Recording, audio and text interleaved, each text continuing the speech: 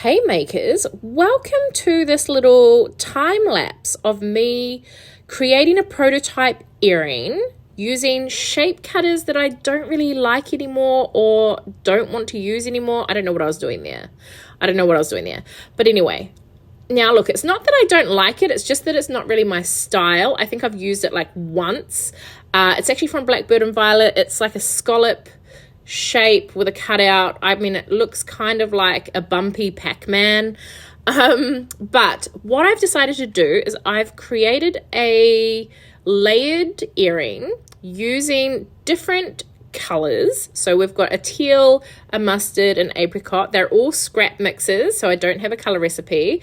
But this is also something we're working on in the Maker's Narrative, which is my creative community. And we are prototyping this month. So this is just a sort of extended version of what I did for a live within the Maker's Narrative for everybody to watch. So I thought I would share this over here on YouTube because I thought it would give you a little taste of the kind of things that we like to do, but also what I'm currently making that's really filling my cup, for want of better words, because honestly, it is hectic out there in the making world, and as all the makers in the Maker's Narrative know that, they're fully aware, obviously. And so it's nice to be prototyping or trying new things and experimenting and getting back to basics and getting away from texture sheets and all these tools and rollers and things like that and all these special things to make all these shapes, to just use, as you can see in this video, I have literally used one shape cutter and a needle tool and a dotting tool, but that was, So it's just showing you, you can get back to basics and create something totally different to what you would normally do by just using some simple tools. So I guess that's kind of the purpose of the video.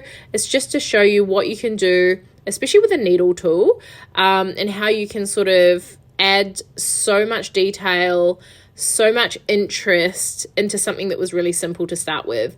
So with this, I'm kind of vibing like that sort of moth tattoo style, where there's lots of patterns and they're colorful and bold. That's what I was feeling. All right.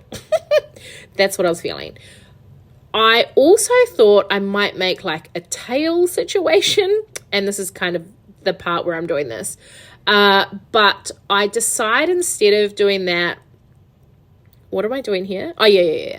So I was going to have this at the bottom, and then I decided to make it the top. So what was I thinking? Oh, I don't know what I was doing there. Anyway, moving on from this awkwardness. What I decided to do, and I'm sorry, it's slightly out of frame. Instead of having it as like a tail, where now it looks kind of like a weird fish, I use a black eye pin. I snip it off with my pliers there and just put it in and make that the topper. So even though it's slightly thick, I kind of love it for the top, and then I'm going to use a black jump ring. And then I go on to make something else, which I probably won't use. But anyway, I just wanted to share with you what I'm loving, and a great way, if you've got a bunch of shape cutters, because let's be honest, we've all got collections of shape cutters. I've literally called it shape cutters, Shape Cutters Anonymous. It's okay. We all understand the issues.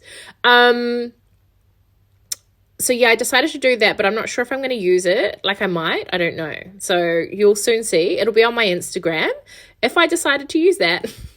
And share it. But yeah, so I decided to do the little tail thing, and then I'm not sure if I'm going to use it. I think I've already just said that. Shit. All right. Moving on from this. Get out your shape cutters at home.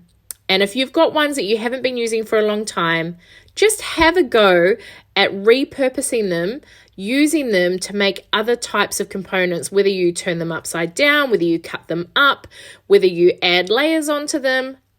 Literally, this is what I've made using one shape cutter, and I'm obsessed.